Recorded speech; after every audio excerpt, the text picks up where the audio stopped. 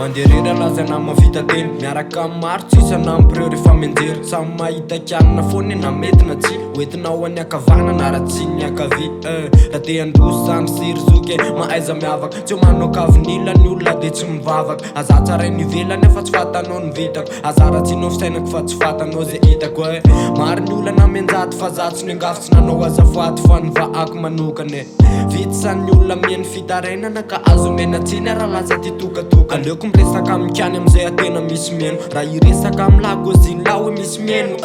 teny tsy voahevitra mandratra mandrovitra ny vatako tsy ho vaty be akifa mbola oditra reviteny za de aleoko mandinika rehefa avy nandinika de afaka mikozy tsy ho lasa ambony lafa manambana madinika samy misy tanjony io fa aza medikizo raha avy any ambony za mitazana any ambany tsy adigniko reo satria avy any andohako raha hoe antany za de za ihany amaly malalaka ny foky raha ikozinao manako